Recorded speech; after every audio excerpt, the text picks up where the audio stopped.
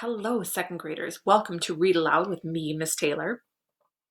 We are going to read the next chapter of The City of Ember. So, last week, Mrs. Schultz read for us chapter 18, Where the River Goes. And we learned that Lena and Dune and Poppy headed down the river. And then when their boat kind of stopped and they got out of the boat, they realized something kind of terrible as they were talking about what happened in their rush to get into the boat and to get Poppy safely. They realized, and Lena realized, she forgot to give the note to Mrs. Murdo or Clary about, their plans to leave Ember. So, and about the room full of boats. So at the end of the last chapter, Lena and Dune were both realizing, oh no, no one knows about the room full of boats because Lena found the piece of paper that was meant for Clary about everything. So they're thinking, oh no, now no one knows where we are. But Clara does have the instructions. So there is still a chance that she could kind of figure it out. She knows there's an egress. Remember, that means exit. So that's where we left off. So now we are on chapter 19. It is called A World of Light. As they squeezed past the rocks at the entrance to the path, Dune thought he saw the candlelight glance off a shiny place on the wall. He stopped to look, and when he saw what it was, he called out to Lena, who was a few steps ahead of him. There's a notice!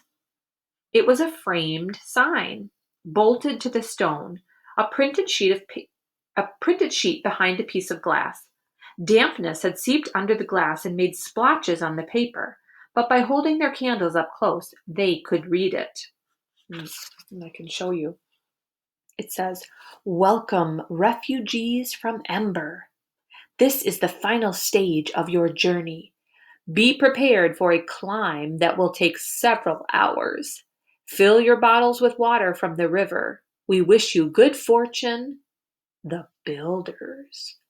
Ooh, this is a note on the wall from the Builders. Oh my goodness. Wow. The Builders of the City of Ember. So they've been expecting them. And they're telling them it's going to be a long hike. It's going to be a big climb. Be prepared to climb for hours. Fill up your water bottles. They're expecting us, said Lena. Well, they wrote this a long time ago, Dune said. The people who put it here must all be dead by now. That's true, but they wished us good fortune. It makes me feel as if they're watching over us. Yes, and maybe their great grandchildren will be there to welcome us. That's a nice thought. Encouraged, they started up the path. Their candles made only a feeble glow, but they could tell that the path was quite wide. The ceiling was high over their heads. The path seemed to have been made for a great company of people. So really wide path. You can kind of imagine what that would be like. A really wide path meant for a lot of people. In some places, the ground beneath their feet was rutted in parallel grooves, as if a wheeled cart of some kind had been driven over it. So kind of grooves, like a cart or something else had driven over it at one time. After they had walked a while, they realized they were moving in long zigzags. The path would go in one direction for some time and then turn sharply and go the opposite way. So it's kind of like this path that they're going that's zigzagging. As they went along, they talked less and less. The path sloped relentlessly upward, and they needed their breath just for breathing. So they didn't talk much because they were working so hard going up this steep path. It's zigzagging back and forth. The only sound was the light pit-pat of their footsteps. Lena and Dune took turns carrying Poppy on their backs. She had gotten tired of walking very soon and cried to be picked up. Twice they stopped and sat down to rest, leaning against the walls of the passage and taking drinks from Dune's bottle of water. How many hours do you think we've been walking? Lena asked. I don't know, Dune said. Maybe 2, maybe 3. We must be nearly there.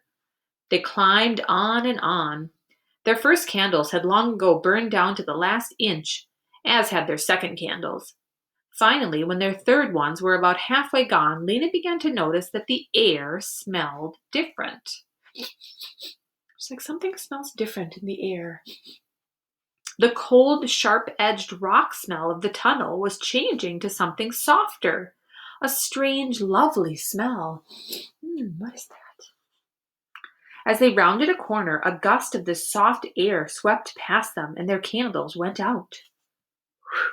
They got a little gust of wind. Dune said, "I'll find a match," but Lena said, "No, wait. Look." They were not in complete darkness. A faint haze of light shone in the passage ahead of them. "It's the lights of the city," breathed Lena. Lena set Poppy down.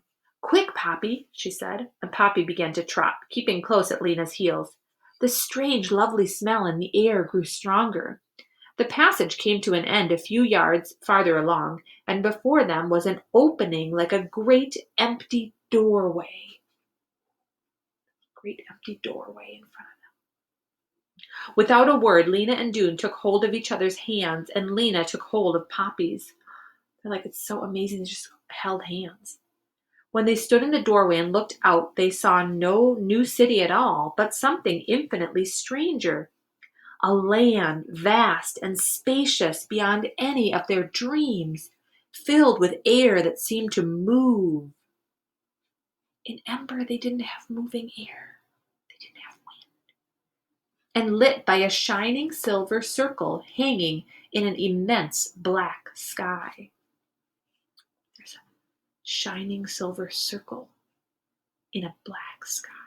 What do you think that shining circle is? In front of their feet, the ground swept away in a long, gentle slope. It's like a hill, a slope. It was not bare stone as in Ember. Something soft covered it, like silvery hair, as high as their knees. I wonder what that could be. High, silvery hair up to their knees. Down the slope was a tumble of dark, rounded shapes, and then another slope rose beyond that. Way off into the distance, as far as they could see, the land lay in rolling swells with clumps of shadow in the low places between them. "Dune!" cried Lena. "More lights!" She pointed at the sky. He looked up and saw them. Hundreds and hundreds of tiny flecks of light, strewn like spilled salt across the blackness. Ooh, what do you think those could be?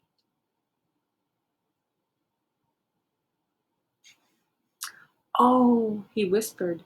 There was nothing else to say. The beauty of these lights made his breath stop in his throat. It's like so amazing and beautiful. They're speechless. They took a few steps forward.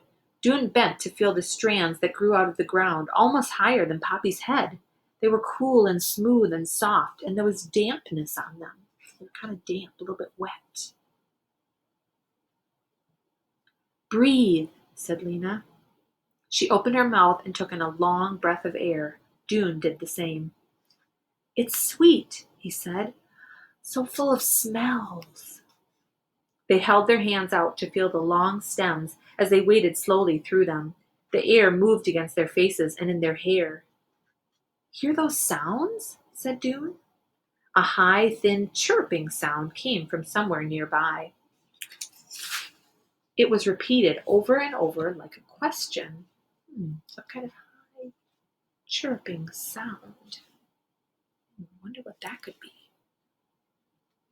All right, second graders, we're going to pause here in our chapter. So far, they have come out of the tunnel. Lena and Dune and Poppy, they've come out of this kind of tunnel. They saw this big kind of opening. I was sort of imagining like an opening of a cave, but instead of going into a cave, it's almost like they're coming out of a cave. And then they see this vast, really big, dark sky. It's the sky, isn't it? And they see a circle, a silvery circle in the sky. I think it's the moon. And then they see little flecks of little salt. It looks like salt sprinkled across the sky. What do you think that could be? Yeah, stars. Can you imagine seeing stars and the moon for the first time? And then they're kind of looking out. It's pretty dark, but they can kind of see some some hills and some rounded shapes, maybe rocks and hills, maybe mountains. And what else? Ooh, they felt something. It was like almost felt like hair, and it was up to their knees. It was a little bit wet, a little bit damp. Yeah, it's probably grass or weeds, right? All right, so we're going to pause there. In a couple of days, we will finish the chapter and we'll find out what is happening with Lena and Dune. Okay, have a great day, scholars. I will see you again soon.